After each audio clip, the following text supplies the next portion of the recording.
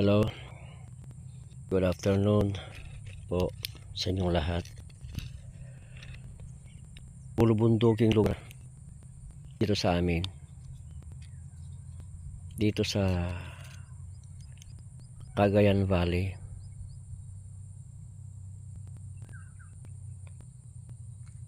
Kami po ay hamak na magsasaka po lamang.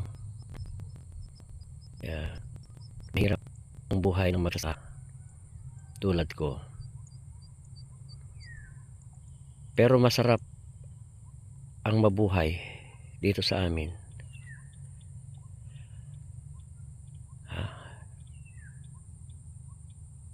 Fresh ang hangin. Malawak na palayan. Kaso nga lang bulubunduking lugar kung tawagin.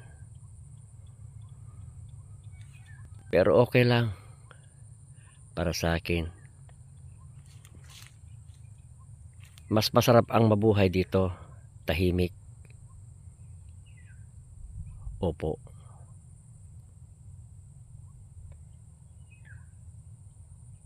Kaysa sa syudad, maingay at magulo. Dito, simple lang ang mabuhay. May sipag at tiyaga ka lang. Magtanim ng kahit ano-ano, prutas, gulay, lalo na sa palay at mais. Kasi ito ang kinabubuhay namin dito. Mahirap nga kung taniman ng palay at mais, pero masarap naman pag anihan. Opo, mga kaibigan. Masarap na kung pag-anihan kasi diyan ka na kumikita. Parang nag-iipon ka pagkatapos ng 3 buwan o 4. Ayun na, harbisan na.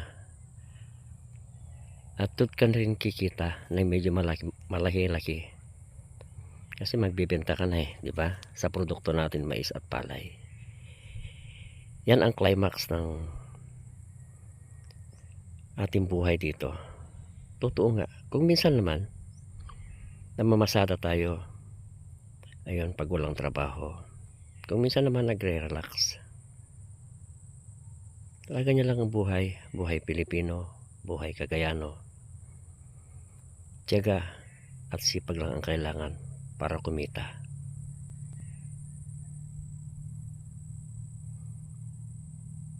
Di ba?